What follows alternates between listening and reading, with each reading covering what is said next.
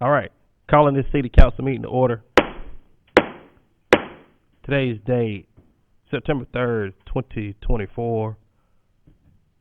Next, we'll have the prayer by Reverend Marquise Lewis, Greater Mount Zion Baptist Church. Pastor Lewis, if you would, come to the podium to my left, your right. And you may begin whenever you're ready. And thank you for being here tonight.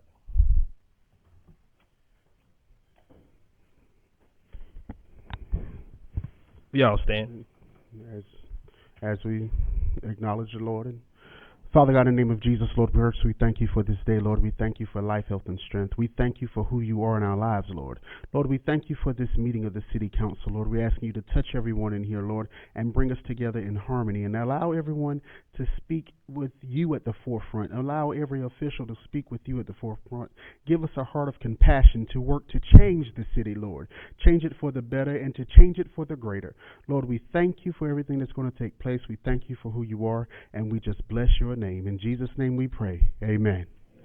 Thank you, Pastor Lewis. Please remain standing for the Pledge of Allegiance to the United States of America. We pledge allegiance to the flag of the United States of America and to the republic for which it stands, one nation, under God, indivisible, with liberty and justice for all.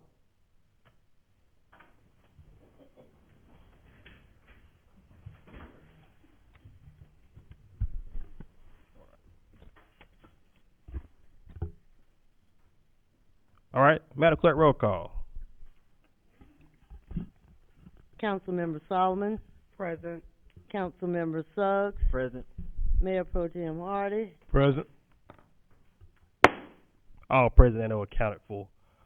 All right, moving on to the citizens' comments. Madam Clerk, will there be any?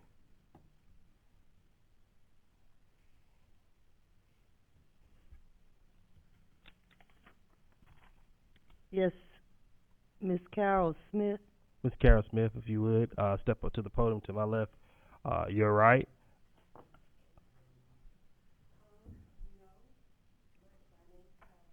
To the podium. Yes, ma'am, to the podium. Yes, ma'am. Under citizen comments, citizens must sign in to the start of the meeting. If they wish to address the city council, citizens should state their name and address and begin their comments and may speak up to a maximum of 3 minutes. Citizens. Okay. Once again, my name is Carol Smith. I'm a first-time homeowner in Kinston, North Carolina. I'm very happy to be here, and I just hope I can contribute something helpful. Thank you. Thank you so much. And welcome.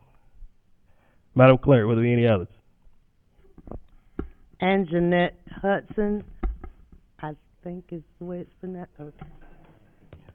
Yeah.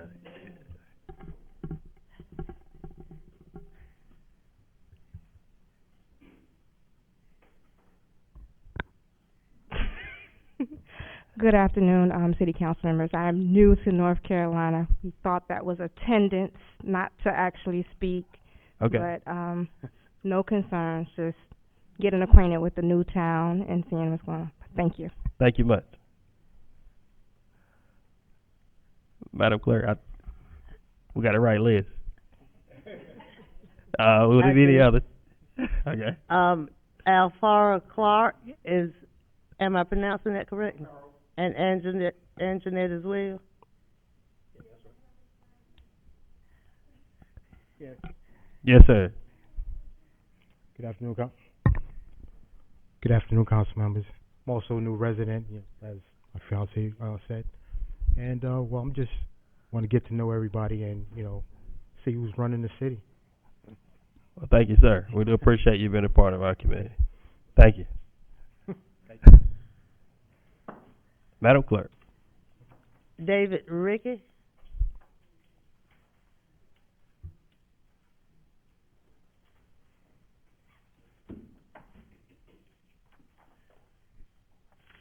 Good afternoon. My name is David Rickey, 907 Cleveland Drive, and I'm the post commander of AMVET's post at 1111 here in Kinston. I'm here speaking on behalf of the 9/11 Memorial Committee, Planning Committee. Our service will be scheduled this year for next Wednesday, September 11th at 9 o'clock in the morning at Pearson Park. We hope that we can see all of you there. Our keynote speaker this year will be Major General Tom Bratton from the United States Marine Corps, retired.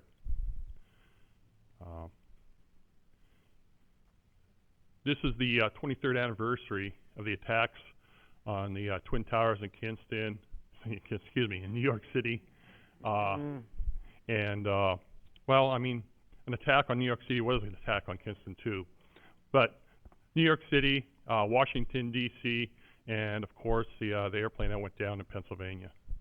So it's important that we take the time to remember the people, the sacrifices that were made, the people that lost their lives that day as the event grows farther and farther away.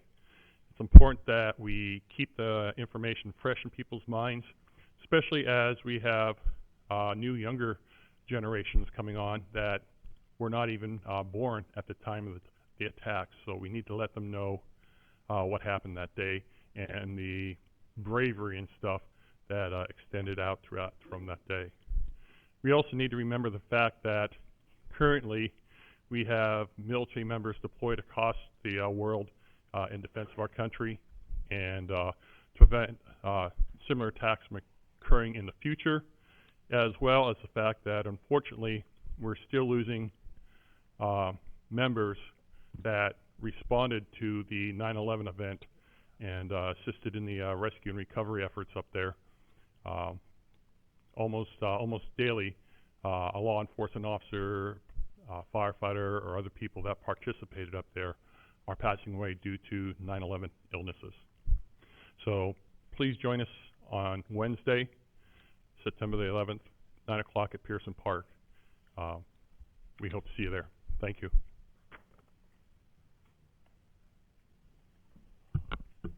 Thank you, Commander Ricky. I appreciate you and your efforts every single year as it relates to the 9/11 program. Thank you very much for doing so since 9/11, 23 years ago. So thank you. Madam Clerk, will there be any others? Excuse me, Ms. Axelberg, Mr. Mazingo, and Ms. Hasselake, you all are going to do the presentation, is that correct? Oh, okay. Demetrius Mills.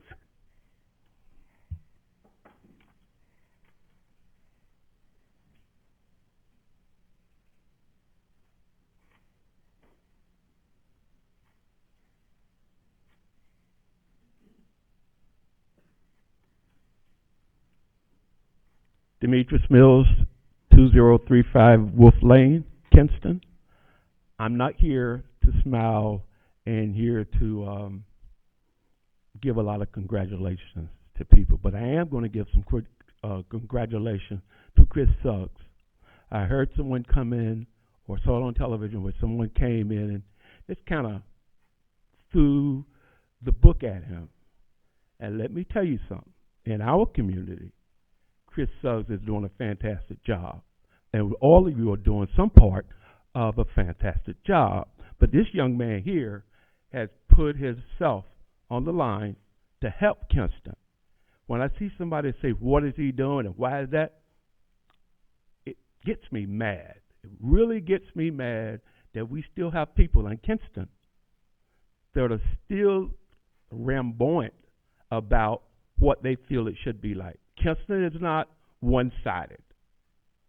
Blacks, white, people, purple, all kinds of people live in Kinston. No one has more right to it than anybody else. We're all here to serve the community and serve the people that we represent. I am a man that has done a lot to help this town. I had 1.6 properties in this town, and not just low-line properties, great properties. But because of my disappointment, I began to unload them because I came from New York 5 years ago, retired from New York. I was part of the city council in New York, 2 different styles, 2 different approaches. I'm told that you guys are not able to talk back or answer questions, and I'm like, why are they there? Because you have to show you are making a difference. And if people are showing you that they're making a difference, you ought to support them. Chris, keep doing what you're doing. Don't let none of them tell you what you can't and can't do. If funds are out there available for the community and for the people of Kinston, go get them, because nobody else is going to go get them for you. I was here 5 years ago, maybe 6 years ago, and I came to complain about safety, police presence, and all of this stuff, and how Kinston was the #1 city in North Carolina with all this crime and things like that. Chris stood up to me that evening and said, Mr. Mills, it's all going to change. I'm just letting you know that it's going to change. He's done a fantastic job with our teens, and we all have to support that, right? If we want to continue to live here, we need to support that. And if I have to go back to New York, I'll go back to New York. But I'd rather stay here where I was born and raised, and still willing to invest money here, then I need to know that this is the town to be in. Thank you so much. Thank you, Mr. Mills. Madam Clerk, will there be any others? No, sir. All right. Moving on to adoption of the agenda. If a council member wishes to revise the agenda, the motion to add or delete an item will be entertained before adoption of the agenda. Will there be any others, with the exception of a closed session, which would be North Carolina 143-318.11A4, in addition for closed session? Will there be any others? Hearing none. Seeing none, entertain a motion to approve. Motion. So moved. Is there a second? Second. So moved and properly second. Under discussion. Under discussion. Under discussion. Hearing none, seeing none, all those in favor say aye. Aye. Any opposed say nay. Motion carries. Under minutes, to consider approval of the minutes of the City Council meeting held on August 20th, 2024. Madam Clerk, would you like to entertain? No, sir. Hearing none, entertain a motion to approve. Motion. So moved. There's a second. Second. So moved and probably second. Under discussion. Under discussion. Under discussion. Hearing none, seeing none, all those in favor say aye. Aye. Any opposed say nay. Motion carries. Under presentations and recognitions, S.A.F.E, Lenore County Domestic Violence in Kinston, Aaron Passaleg and Andrew Mazingo. If you would, when you're ready, to this podium to the left, you're right, whenever you're ready to begin.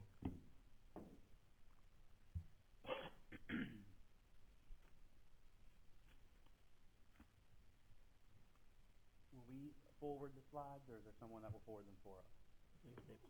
I mean, we can do it, I'm just asking. You want a clicker, a person?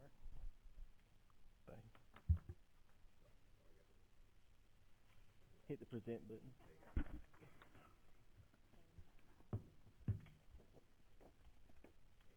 Should be present.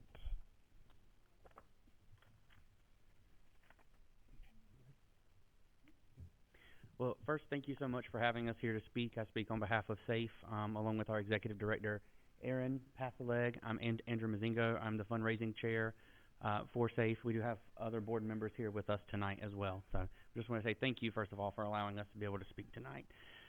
We do have a slideshow we want to draw everybody's attention to as I talk. I will not be reading exactly off the slide, but just allowing you the opportunity to see some of the things we say as we go through what we are looking at.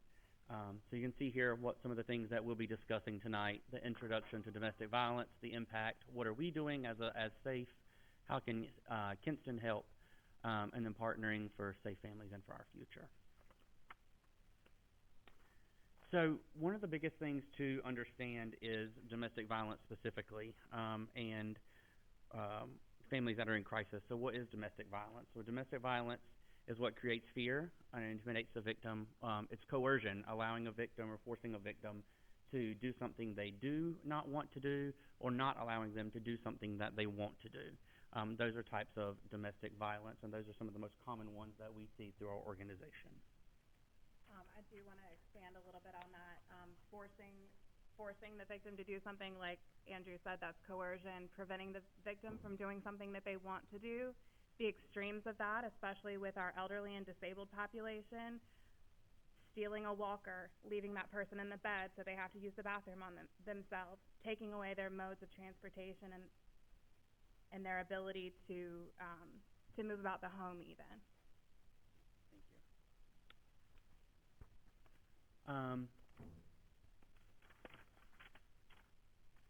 Yeah.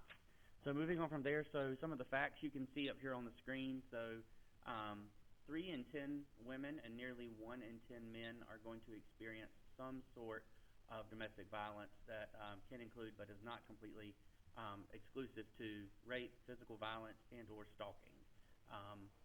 So you're looking at 3 in 10 women. So if there's 10 women here, you're looking at 3 that would experience that. If there are 10 men here, you're looking at least 1 that will experience that. And that is not from strangers on the street or somebody they just happen to pass, but that is somebody that they have a relationship with of some kind, some sort of intimate type relationship. And I do want to point out that that's sexual and physical violence, and that those numbers, if you'll see at the bottom, almost half of all women and men experience psychological violence. So those numbers, that's a stark contrast. When you think about homelessness, and domestic violence is the leading cause of homelessness for women and their children. And if you think about homicides, so domestic violence homicides have increased 17.4% over the last year, give or take. So that's a significant increase. That's not the total number of homicides, but that's a significant increase. 17% of people are going to die when it comes to domestic violence of this nature. Okay? That's pretty extreme. So some of the impacts. So domestic violence, there's a lot of physical impacts, just the living under the stress and duress of an abuser that's going to take effect on you, let alone the fact I mentioned that, what type of abuse it is, especially if it's some sort of sexual abuse. You're going to leave scars that take years and years to heal. Sometimes they don't actually heal in some people. You're looking at things like chronic pain, pulmonary and musculoskeletal conditions, traumatic brain injuries, and even death. 20% of survivors are going to develop some sort of mental health condition. And you're looking at things like anxiety, PTSD. They're going to develop substance abuse issues. They're very specifically related. They're using substances to,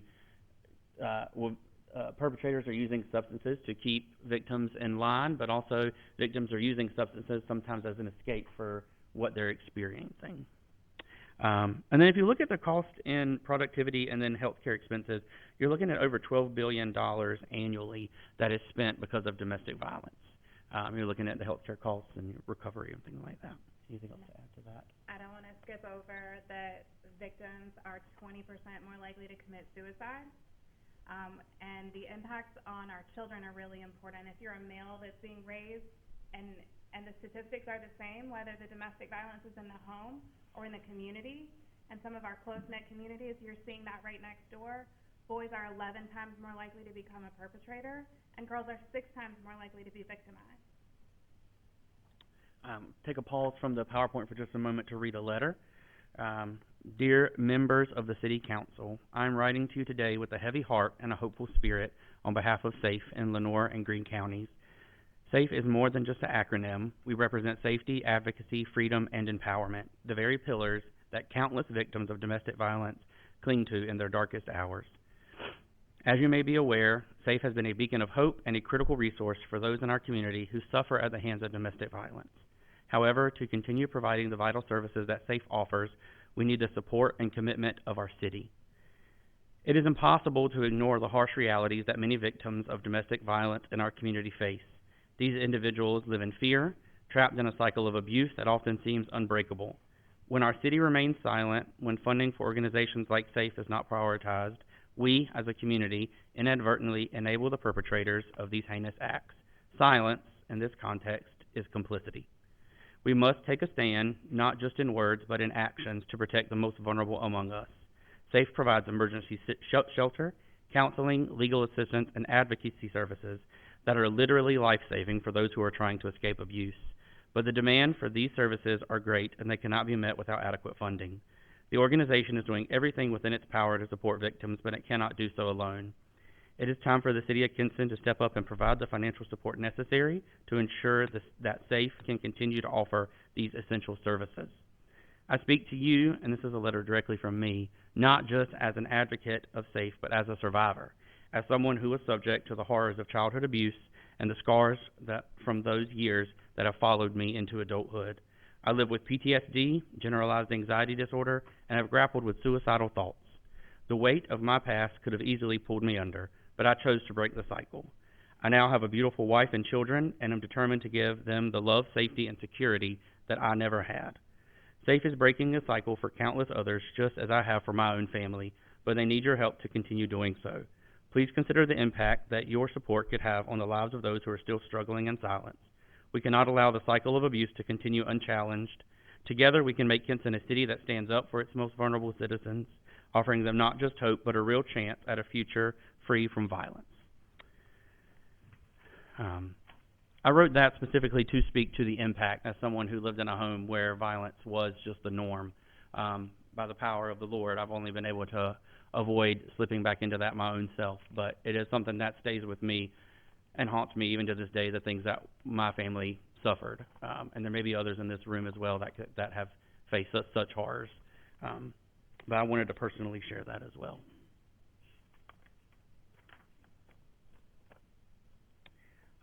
So as you've heard, as you've gathered, S.A.F.E is a nonprofit. We're providing safety from abuse and family education. S.A.F.E strives to provide transformative care with the purpose to end intimate partner violence. And S.A.F.E is a community organization committed to providing survivors of intimate partner violence with advocacy, safe shelter, and prevention through empowerment, education, and awareness in Lenoir and Greene counties. So that's what we're doing, but Aaron's going to speak specifically about how S.A.F.E does this. How do we operate?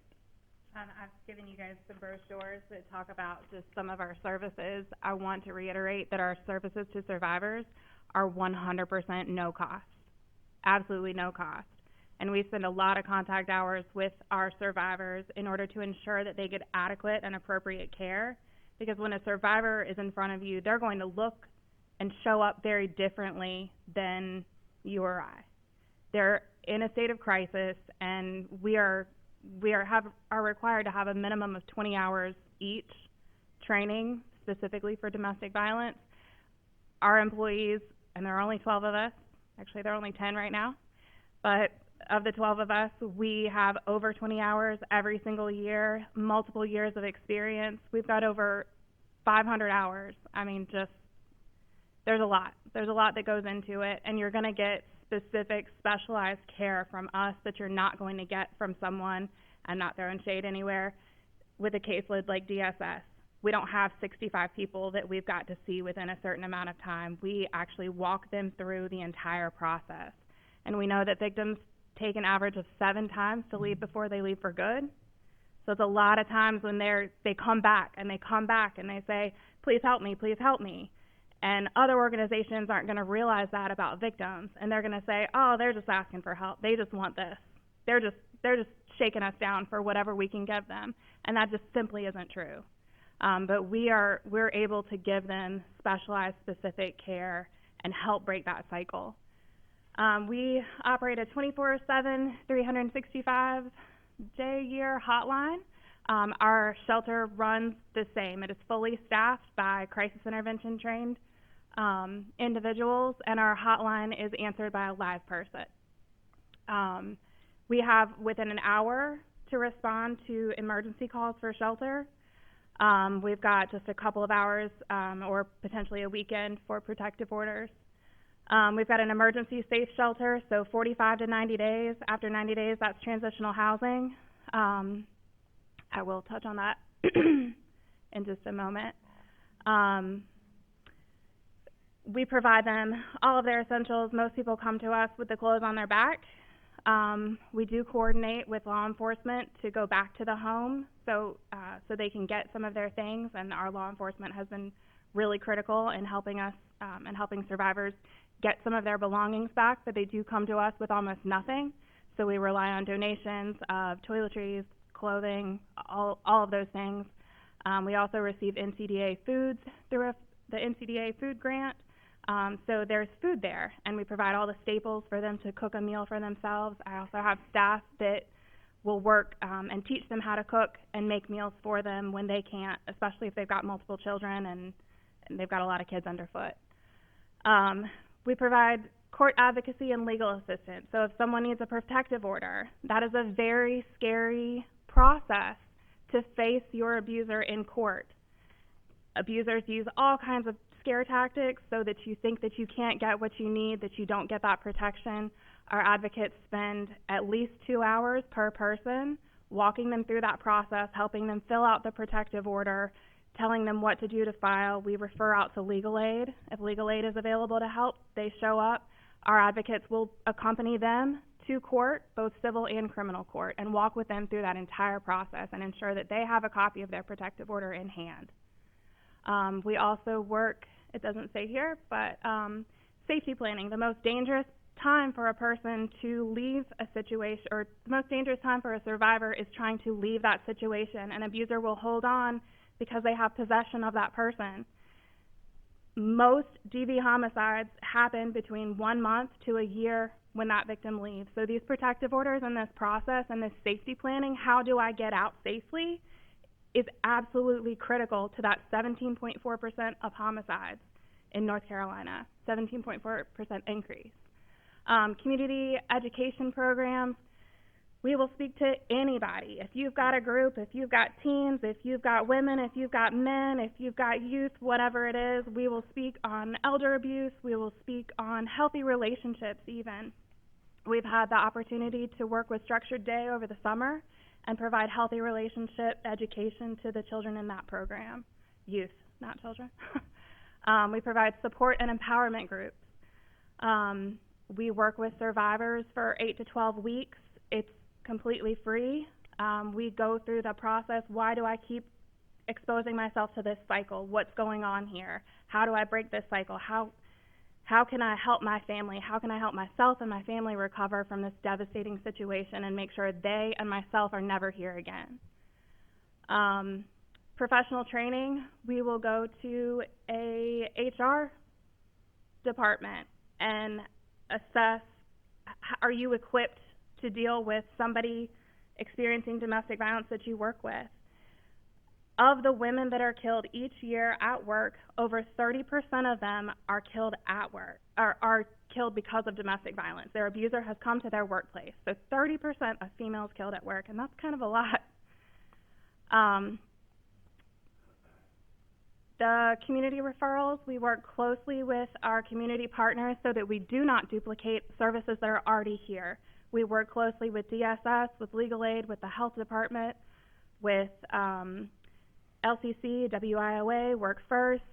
We work hand in hand with and vocational rehab, and I know I'm leaving some good community partners out, but we work hand in hand with them and let them do their job. We need to do our job because we're specialized. We are not duplicating services. We don't have the funds to be duplicating anything. So we let the people who know how to do it best do it best. And domestic violence intervention program used to be called abuser treatment. So we spend 26 weeks. It is under the North Carolina Coalition Against Domestic Violence, North Carolina Council for Women, sorry. I'm authorized to teach that class. It's 26 weeks. We challenge an abuser's patterns of behavior, and like I said before, if she leaves 7 times or if the person leaves 7 times before they leave for good, that means they're going to go back. And the least that we can do is try to change that abuser's pattern of behavior. And I apologize for the typos. Hopefully you don't stare at them. The hotline crisis calls last year, and this is July 23 to June 24, 804 hotline crisis calls. 556 individuals that we did crisis intervention and safety planning with. This says nights of shelter, but that's 678 sheltered individuals. So 678 people throughout the year. And keep in mind they stay for 45 to 60 days. That is a lot of resources. How many does our shelter house maximum? We've got 14 beds. Assistance with protective orders, so 261 individuals. Like I said, that's 2 hours at least that you're in the office with the person, not to mention the time at court and following up. And those that have more than one type of victimization, so we look at, is it stalking? All of these have domestic violence as the primary victimization, but there's rape, stalking, harassment, bullying, sexual abuse, custodial kidnapping, etc. So 33.5% of our victims show up with more than one type. I would just like to point out that, as she said, this is in 1 year. This is from summer to summer, your fiscal year, from what I understand. And these numbers are huge when you think about 10 to 12 staff members. The board members, we can't do but so much of what they're doing here. I don't know that any of the board members can do any of what they're doing up there. But 10 to 12 staff members handling this number is phenomenal. And the amount of work that they have to work with our individuals, the journey through domestic violence takes a toll on the individuals as well, but we're very thankful for the staff that we do have. But that is a lot for 10 to 12 people to take on. And those... That acronym, DVPO, what is that? Domestic Violence Protective Order. So, this is a not correct term, but restraining order. A lot of people call it that, but that's not what it is. And so you all go to court with the... Yep. We meet them there beforehand, to make sure that they're not alone. That is a very stressful process for someone who has been diminished to absolutely nothing. So it's very important that that our staff accompany them. And as many of our judges know, if anybody's listening, they back out many, many times. They're coerced into dropping the protective order, and this is a civil action.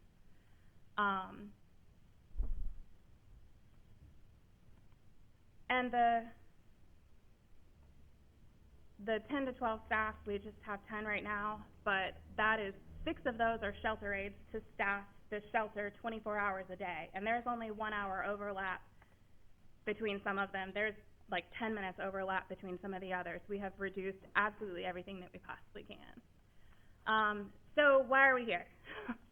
One, awareness. We need you guys to understand what's happening here, that this is a family issue. We are in a mental health and a family crisis. There's nothing that domestic violence doesn't touch. So 3 years after the pandemic, domestic violence rate continue to be at all-time highs, so 25 to 33% more than pre-pandemic numbers. So we're getting more and more victims, and the types of victimization and the severity of the victimization is something I have never seen before. I've been in this work for 7 years. I have never seen what happened during the pandemic and what continues to be the situation. People are in crisis. So while DV numbers are still historically high, inflation has risen 19.8%.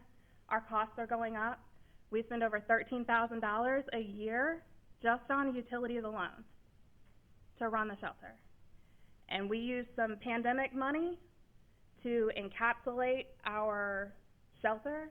So that $13,000 is between the shelter and the office. We have a very small office. The cost of everything has gone up. Grant funding for domestic violence programs across the state continues to be cut. Mayor, you sit on the Governor's Crime Commission.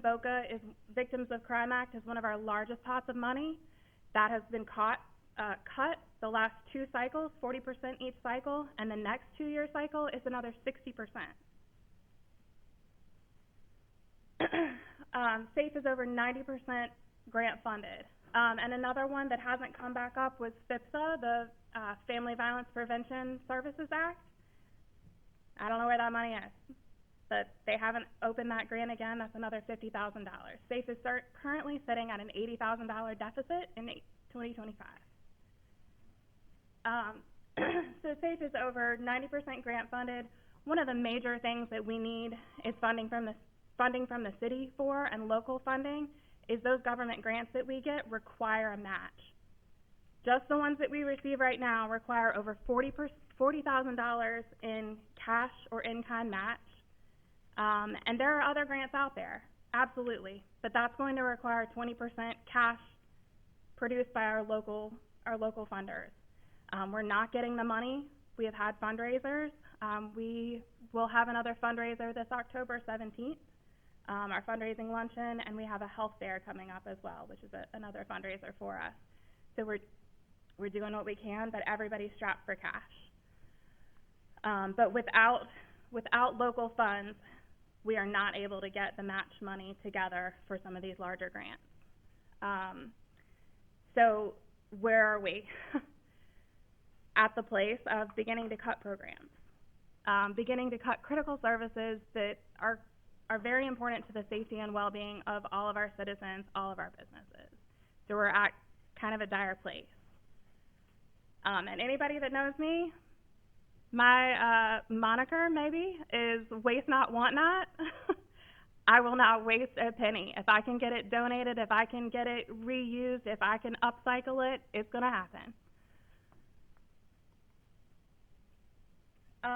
So partnering for a safer community. So DV is a serious public health issue affecting millions of people each year.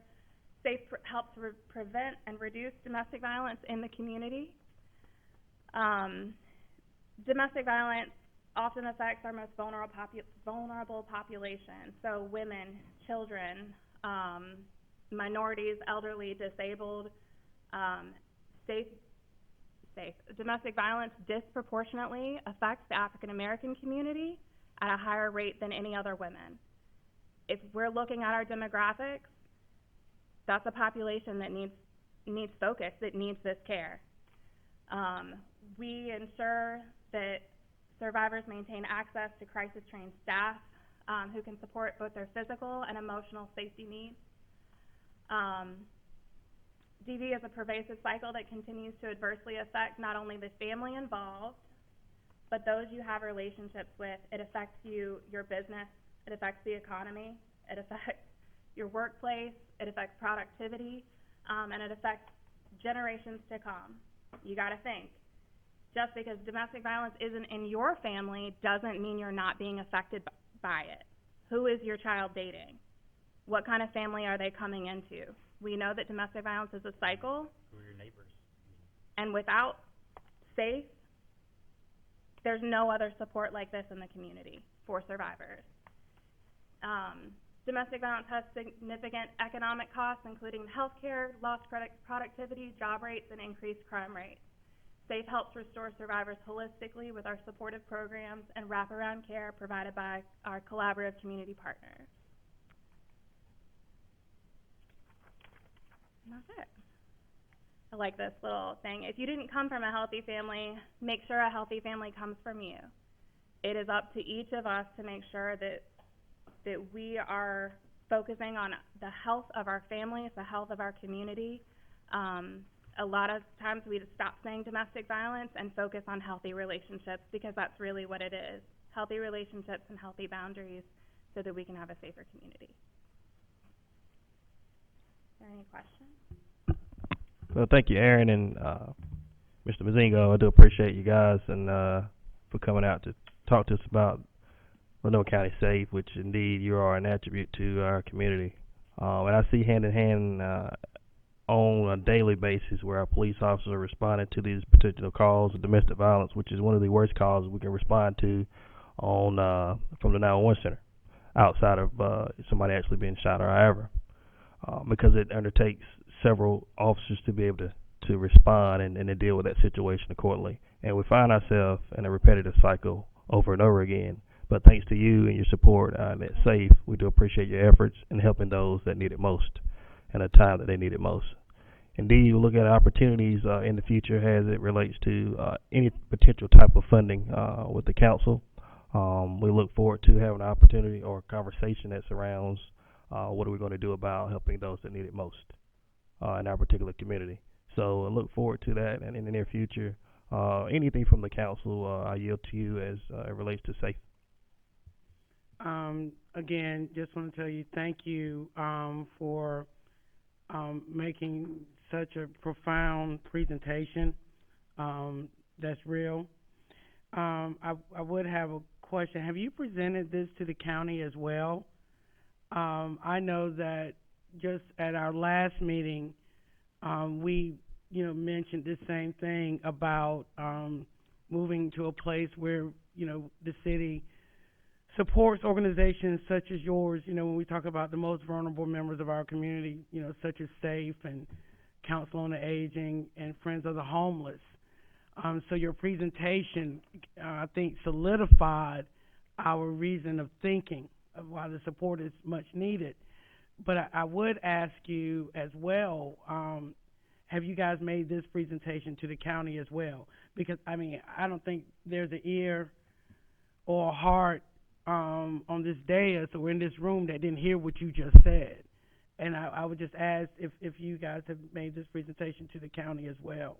No, Especially when you talk about an did you say $80,000 deficit? Yep. We're working on it, but we need those match dollars.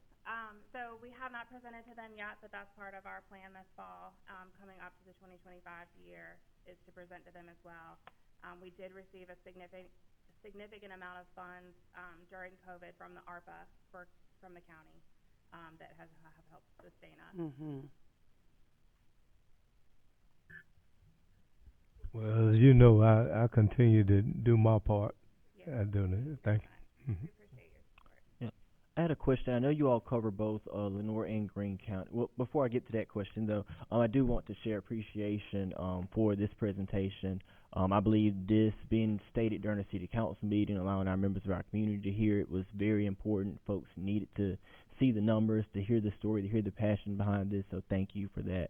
My question, though, was about how much or what percentage of your services also cover Greene County, because I know you do both Lenoir and Greene County. It's about 30% of those numbers are Greene County when we cover like hotline calls specifically, but as far as shelter, for the most part, those Greene County shelter clients don't come in here because we have no ability. We all know there's a transportation issue here. There's no ability for us to get them to and from, to and from work or anything like that, and there's just not transportation available like that. So the majority, where we have maybe 30 protective orders a month in Lenoir County, there's about 3 in Greene County, if that helps. Yep, that helps. Thank you. So my thought would be, you know, as a council, I think we'll definitely keep this information in our minds as we're developing priorities for the city and our budget and how we do organizational support as a city. I also want to share that you can also rely on us for even beyond just the dollars that the city may be able to provide through our organizational support or other processes, but letters of support when you're applying for other grants or trying to raise funds. I think there would be no question from this council providing a letter of support, just affirming the work that you all do for this community and why it's important that people contribute. Thank you so much. Thank you all. Thank you, S.A.F.E, Lenoir County. Appreciate you. Anything further from the council that relates to S.A.F.E? All right. Hearing none, seeing none. Moving on to the action agenda. Consider approval of a resolution and interlocal agreement, split jurisdiction zoning authority agreement, Director Blount.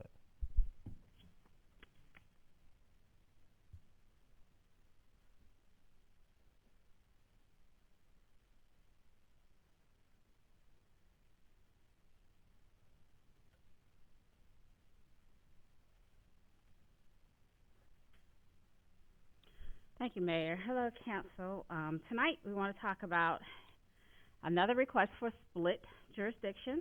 The county office contacted staff concerning a proposed mining project on Goodman Road that contained a parcel with both city and county zoning. Just a reminder, 160D 203 talks about split jurisdiction. It says if a parcel of land lies within the planning and development regulation jurisdiction of more than one local government, for the purposes of this chapter, the local governments may, by mutual agreement pursuant to Article 20 of Chapter 160A of the General Statutes, and with the written consent of the landowner, assign exclusive planning and development regulation jurisdiction under this chapter for the entire parcel to any one of those local governments. Such a mutual agreement shall only be applicable to development regulations and shall not affect taxation or other non-regulatory matters. The mutual agreement shall be evidenced by a resolution formally adopted by each governing board and recorded with the Register of Deeds in the county where the property is located within 14 days of the adoption. council approves tonight, then the next step is for the county to approve it and record the document. This is a picture of the current project off Goodman Road that demonstrates the split jurisdiction. The beige portion that's in the circle is the city zoning portion of the parcel, while the rest is county. Included in your package are the property is a written consent from the proposed property owner, the mining regulations from both agencies, as well as the offer to purchase from the proposed buyer. As a reminder, this request only pertains to the development regulations of the local government and not non-regulatory matters. The property is located in our ETJ. Staff is seeking approval of the resolution for the development as well as the interlocal agreement, and I'll be happy to answer any questions at this time. Oh, let me get to one more slide, sorry. The last time we had a request for this, there was a question, it was back in June of 2023. There was a question about how many properties does this split jurisdiction affect?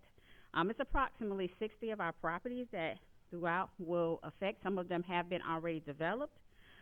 This agreement only applies to this particular parcel and this particular parcel only. I'd be happy to answer questions at this time. Anything from the council as it pertains to this jurisdictional split. Before we move forward, we'll move forward on a subject to a written notice from the current owner as it relates to the 160D 203 jurisdictional split. Anything from the council as it relates to this particular split jurisdiction zoning authority? Mr. Mayor, I got a question. Yes. As far as water and sewer, is that gonna be handled by someone else or by the city? I yield to you, Madam Manager. What Elizabeth's asking for tonight will not impact the service at all, but I do believe it's a mining operation, sort of a sand pit, for lack of a better word. Yes, ma'am. All right, thank you. All right. Any further questions as it relates to the split jurisdiction zoning authority? All right. Hearing none, seeing none, Madam Director, would you like to entertain anything further? I recommend approval with All right. some stipulation from the city attorney that's going to help us out with the language. Mr. Attorney. Good evening, Mr. Mayor, members of the council. In your packet, what you have is a contract of sale. So the proposed or prospective buyer is the one making the request. The state law requires that we have written consent of the landowner. It simply says only landowner. So he has not yet closed on this property, so by definition he is not currently the owner. So I mentioned with the planning director that approval be contingent upon getting written consent from the current landowner, basically the seller, so that we have written consent from the current and prospective buyers that's going to own it, so that should the sale not commence in the end, we still have written consent from the current owner to proceed. And we can, with your approval, we can revise the resolution that's in your package to address some of that language, so that once the written consent is obtained from the current landowner, we can proceed with filing with the register of deeds in accordance with the statute. So we can clarify that discrepancy. Thank you, Mr. Attorney. So, having said that, I'd like to entertain a motion subject to written notice of consent from the current owner of the Goodman Road parcel under 160D TAC 203. I'd like to entertain a motion subject to written notice of consent from the owner on Goodman Road 160D under 203 General Statute. Is there a motion? Motion. So moved. There's a second. Second. Properly second. Under discussion. Under discussion. Hearing none, seeing none, all those in favor say aye. Aye. Any opposed say nay. Motion carries. Thank you, Madam Director. Blount.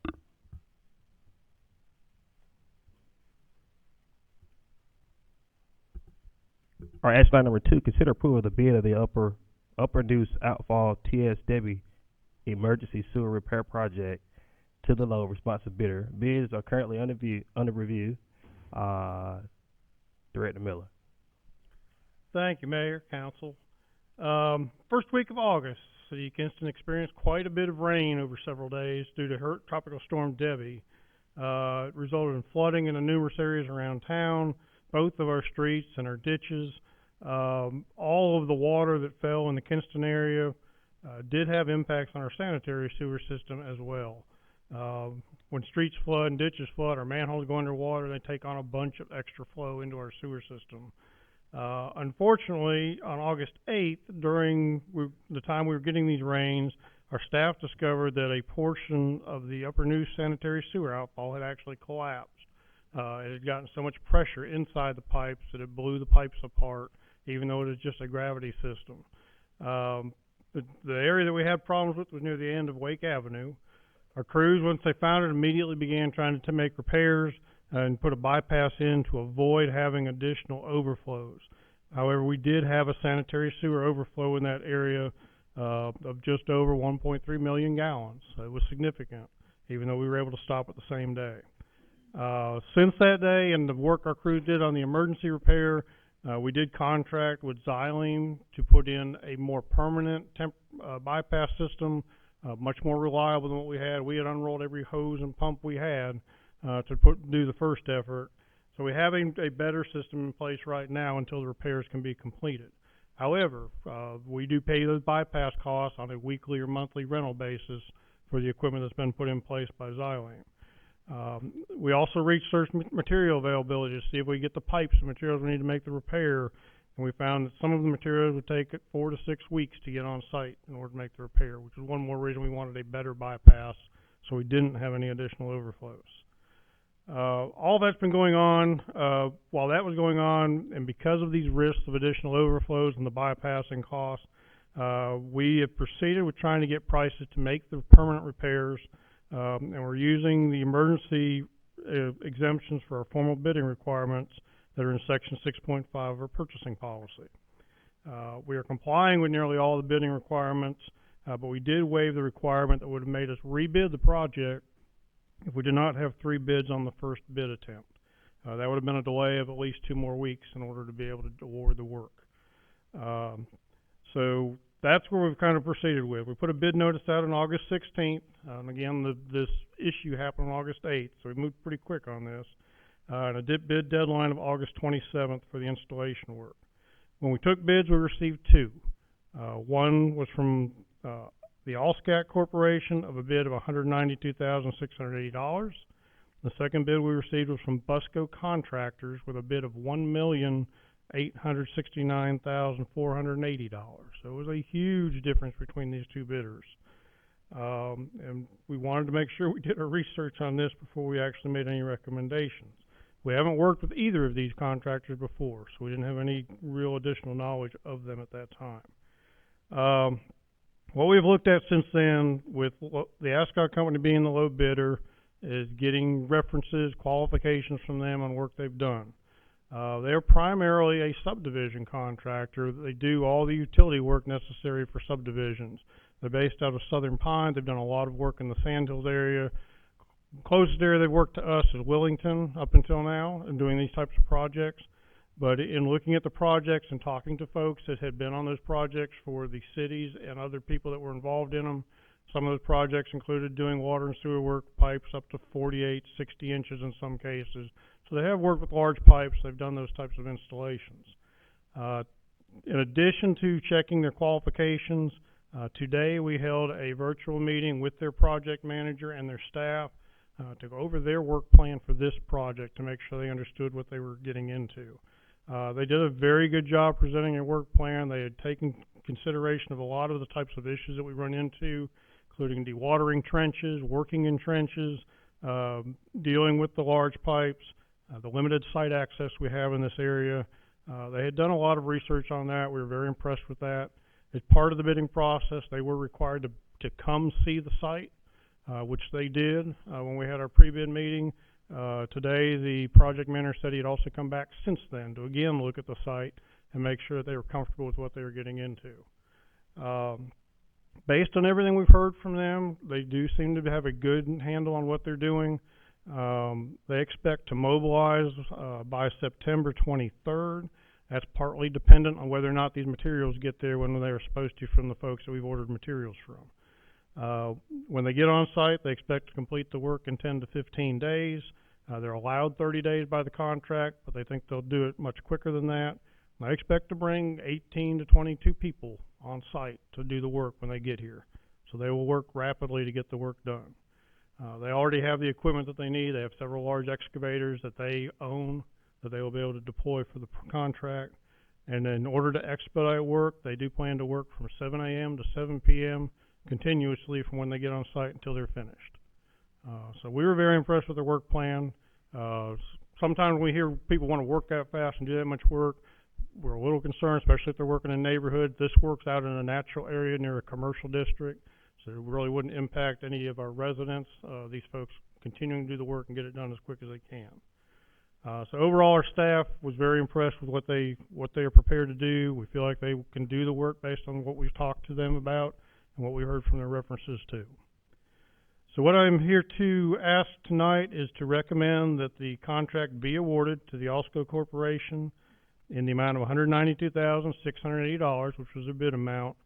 I would like to include a 10% contingency because of this type of work and the location, which would be a contingency of $19,268 for a total award of $211,948. When we first looked at this project, we were trying to figure out what this was going to look like as far as the cost to the city. We had estimated costs of $800,000 for doing this repair, for all of the things that are part of it, the materials of bypassing the contractor. With this contract, those total costs will be about $550,000. So it'll be quite a bit less than what we had originally intended. Ms. Goodson had presented a capital project budget last meeting to prepare a hurricane fund and set up project work under that. So this is within the funds that have been appropriated for that. We are still working with FEMA right now. This type of work is not covered by the FEMA declaration, but they are still gathering information from all of the entities as far as their damages to see if these categories of work for utility improvements can be included. So there's still a chance it could be covered by FEMA. This is also the area where we had recently received a funding award from the S.A.F.E. For sewer improvements that they announced back in the spring. They have not given us our paperwork to move forward yet, but we have been in contact with them as well to see if there's a way to expedite that project and be able to use funds that were appropriated toward this work too. But as a last resort, the money that's been put into the hurricane fund was from the fund balance for the sewer fund, and that would cover the work as well. So I'll be glad to answer any questions, but that is my recommendation to make the award to ASCOT that amount tonight.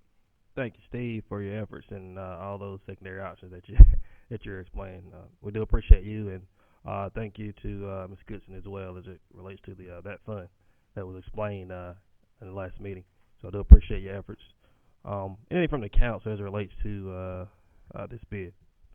Yeah, thank you, Mr. Steve, for the additional context around the ASCOT Corporation. I think that definitely helps. I did just still have a concern. Was there any reason or explanation why the other bid came in so high? No. What we have found, especially if we put out work that's significant and short durations, sometimes we'll get a lot of interest and sometimes we will not. And some contractors will put in a bid and they'll put in a real high amount. If they get it, great, they'll move some people and do it. But a lot of times it comes down, I think, to availability of a contractor's resources as far as whether they bid or not. We actually had 5 firms that were at our pre-bid meeting, which was required to bid, that could have bid, and we only got 2. So some of the other bidders were the contractors were local, so we were hopeful they would participate. But for whatever reason, they decided they just couldn't do the project. Steve, what's the projected start date of the project? If we get the materials in on time, the contractors said they would start September 23rd. And approximately how long is it again? The maximum time they're allowed is 30 days. They expect to be done in 2 to 3 weeks.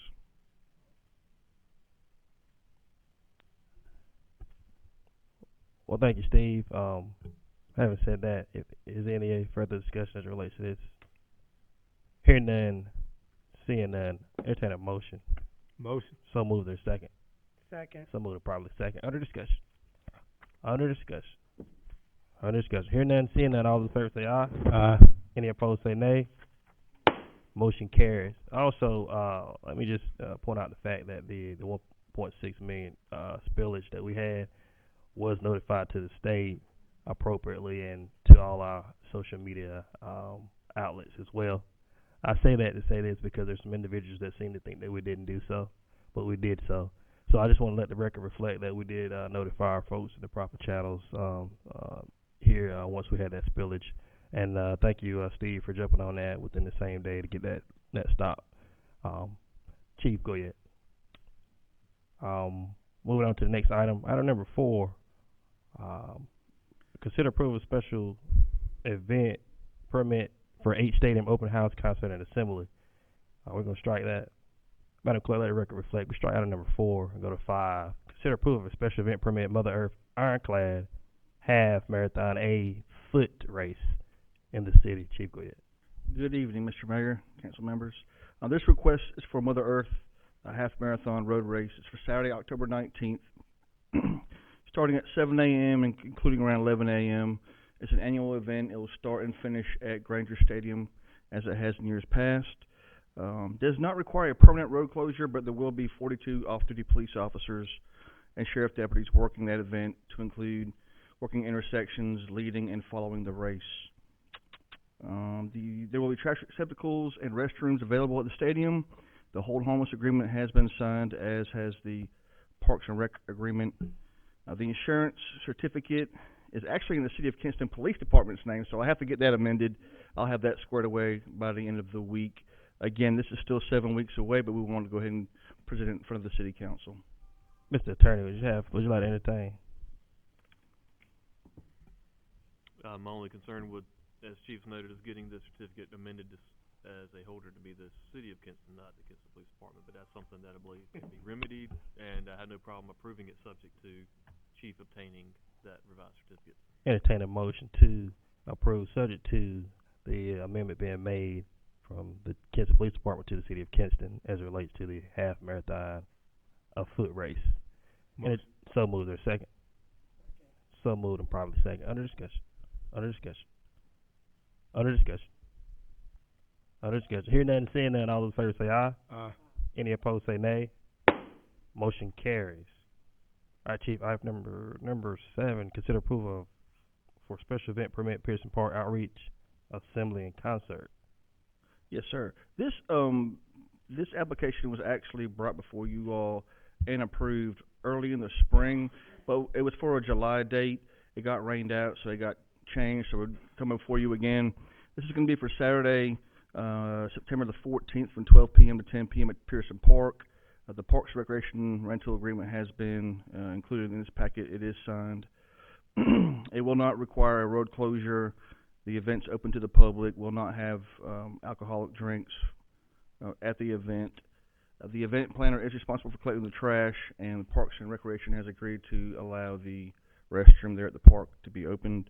The home harmless agreement has been signed, and the insurance certificate is in the City of Kinston's name. All right, Mr. Attorney, would you like to interject?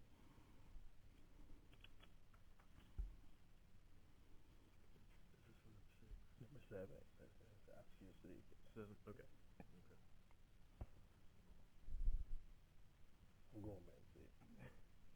Okay. Nothing to entertain on this, unless the manager wants to, and Chief want to address the insurance issue with applicants briefly for the council.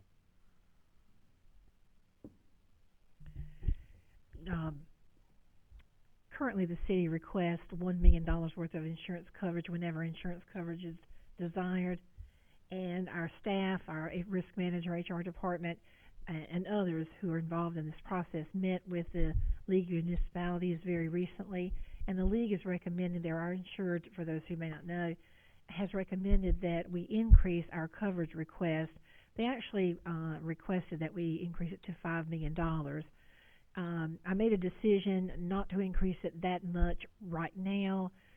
Those businesses or organizations that have already developed their budget for their projects, I felt like that would be an undue hardship for them at this time. But effective October the 1st, when either Recreation or the Police Department receive requests that do require insurance, that we would go up to $2.5 million for coverage to give the city a little bit more security, but at the same time not go up so much that it would deter people from doing these type of events. Thank you, Madam Manager. Having said that, I went out of order. That was item number 7. Entertain a motion to approve item number 7 as it relates to the special event permit, Pearson Park Outreach Assembly and Concert. Entertain a motion. So moved. There's a second. Second. So moved and properly second. Under discussion. Under discussion. Hearing none, seeing none, all those in favor say aye. Aye. Any opposed say nay. Motion carries. Item number 6. Consider approval for a special event permit, African American Heritage Commission Gospel Concert. All right, this is another special event request. This is for the African American Heritage Commission. It's for a concert that will take place at the Kinston Music Park, scheduled for Friday, September 20th, between 3 p.m. and 8 p.m. That's the park located 500 South Queen Street. The event will not require road closure. It's open to the public. They will be responsible for providing a restroom and collecting trash as well. The Parks and Recreation rental agreement is included in your packet, has been signed. The Hold Harmless agreement has been signed, and the insurance certificate is in the City of Kinston's name. There have been several similar type concerts at this particular park, no issues in the past. Thank you, Chief. Mr. Attorney, would you like to entertain any further? No concerns, recommend council approve. All right. Having said that, entertain a motion to approve. So moved. There's a second. Second. So moved and properly second. Under discussion. Under discussion. Hearing none, seeing none, all those in favor say aye. Aye. Any opposed say nay. Motion carries. Action item number 8. Consider approval of a special event permit, election season kickoff block party hosted by Kinston Teens Incorporated. Chief. All right, this is the request for Kinston Teens. They're holding a election season kickoff block party this Saturday from 9 a.m. to 3 p.m. There is a small road closure like it has been in the past between Orion and Taylor Street on Tower Hill Road. Again, no issues whatsoever there. It's open to the public. Food and drinks will be given away. Alcohol will not be permitted at that particular location. Restrooms and trash receptacles will be available at Kinston Teens. Home Harmless agreement has been signed, and the insurance certificate is in the City of Kinston's name. Thank you, Chief. Mr. Attorney, would you like to interject? No concerns, recommend approval, Mr. Mayor. Thank you, Mr. Attorney. Entertain a motion to approve. Motion. So moved. There's a second. So moved and properly second. Under discussion. Mayor Hardy, I just want the record to reflect my recusal from this. Madam Clerk, let the record reflect the recusal of Councilman Suggs as it relates to the item number 8. Consider approval of special event permit, election season kickoff block party hosted by Kinston Teens Incorporated. Let the record reflect the recusal of Councilmember Suggs. All right? And I will vote aye in the affirmative for the motion. Motion carries. Excuse me, Mayor. Yes. On the concert at Pearson Park, was there a vote there? Or did I just miss? Yes, ma'am. I just went out of order. I didn't. Okay. We can redo it. Yeah, no problem. All right. As item number 7 for the record. Consider approval of a special event permit for Pearson Park Outreach Assembly and Concert. Entertain a motion to approve. Motion. This is for the record. So moved, and properly second. So moved by Council Mayor Pro Tem Hardy and seconded by Councilwoman Solomon. All right. All those in favor say aye. Aye. Any opposed say nay. Motion carries. All right. Manager Bart. Thank you, Mayor. I just wanted to announce to the council, currently Swim Club handles the management services for Lions Water Adventure Park, and we've been satisfied with the work that they've done for us. However, their contract is about to expire, and so we have decided that we're going to send out requests for proposals to see what other options are out there for us, and once we do that, we'll bring that back to council. All right, Mr. Attorney, would you like to entertain?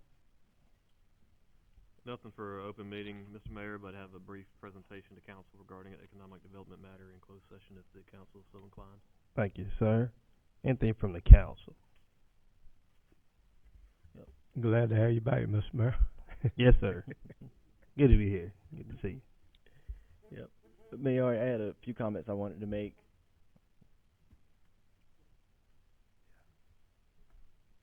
Yes, sir. Go ahead, Councilman Suggs. I want to express some appreciation for our community members who continue to show up and express interest in and gratitude for the work that we're doing here.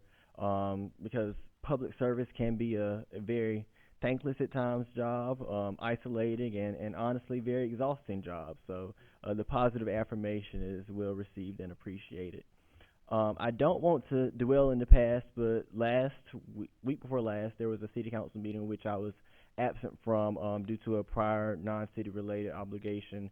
And apparently a member of our community, a local pastor, Mr. Christopher Taylor, came to the meeting and I guess attempted to chastise me for not responding to a Facebook message.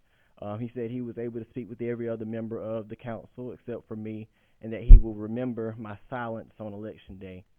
I take my role as a city council member in very high regard. I hold the city hall in very high regard, and I don't take kindly to my role as a city council member and this city hall and this city council chamber being diminished to political attacks like that.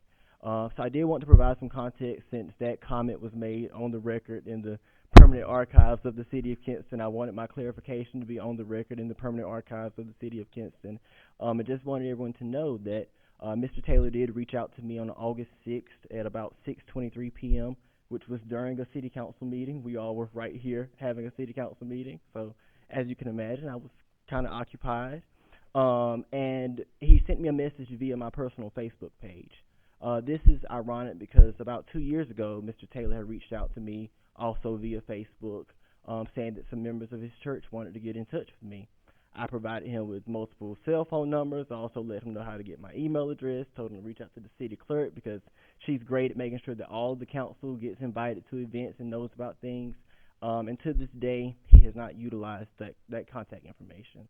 So I was very disappointed that someone would come to this city council chamber and attempt to make a political attack from the podium about me not responding to a Facebook message when there are appropriate channels for folks to reach out to and engage with the city council. So that is my encouragement to this community. When you have a concern, when you have an issue, when you have an event you want to invite the council to, go through the proper channels. Facebook is not a proper channel for handling business. There are emails and phone numbers and ways of getting in touch with all of us. Miss Deborah and Caitlin in the city clerk's office do a really great job of making sure that when there are events, when there are inquiries from the community, that all of us are notified, all of us are invited and are able to respond to those inquiries and those engagements. And I do just want to encourage the community to take advantage of that proper channel of interacting and engaging with our local government. It really, was disappointing to have that type of remark made, calling me and me only out during that comment. And I believe that this work that we do as a city council, this city government is much higher than that, and it was truly beneath the dignity of my role as a city council member, our role as a city council member, that position as a pastor, to diminish the dignity of this responsibility by making a political attack like that. So I did want the record to reflect that context. Thank you, Councilman Suggs. Madam Clerk, record reflect. Will there be any others from the council that would like to entertain?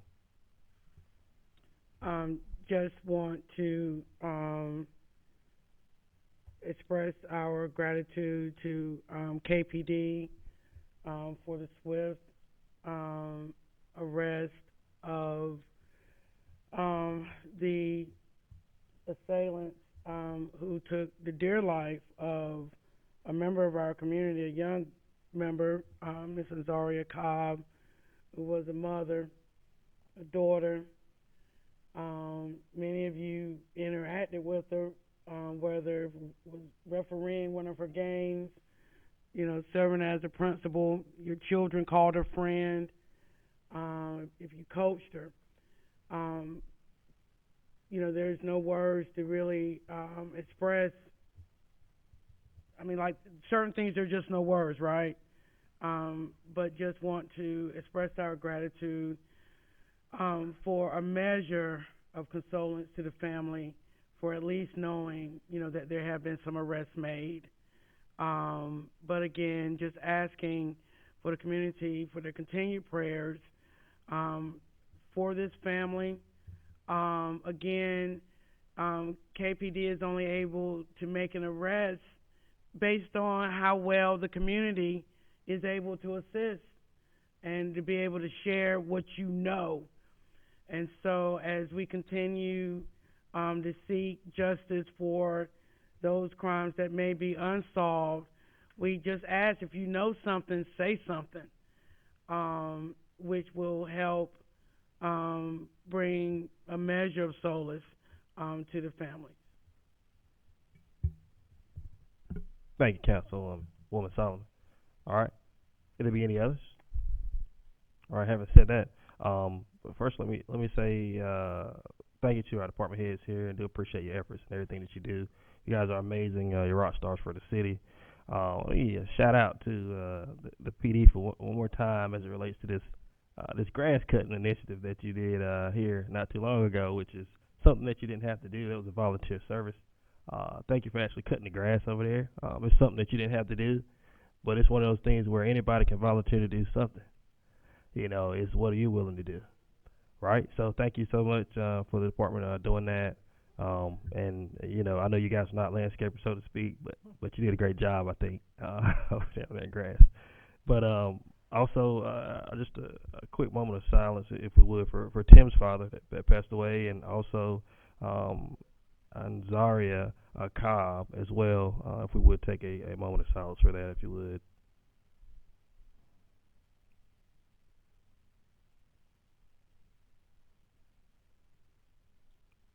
Thank you so much.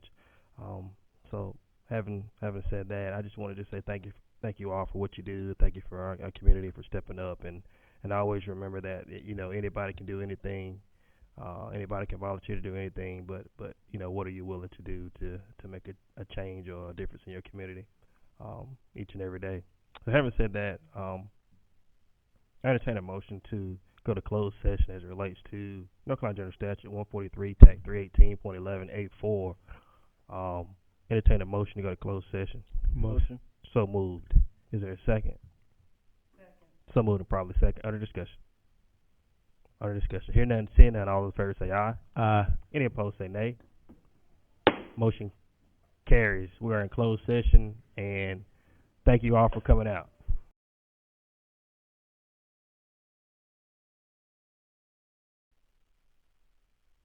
All right, we're now back in open session. Entertaining motion to adjourn. Motion. So moved. Is there a second? Second. So moved and proper second. Under discussion. Hear none, seeing none, all those in favor say aye. Aye. Any opposed say nay. Motion carries. We are adjourned. Thank you.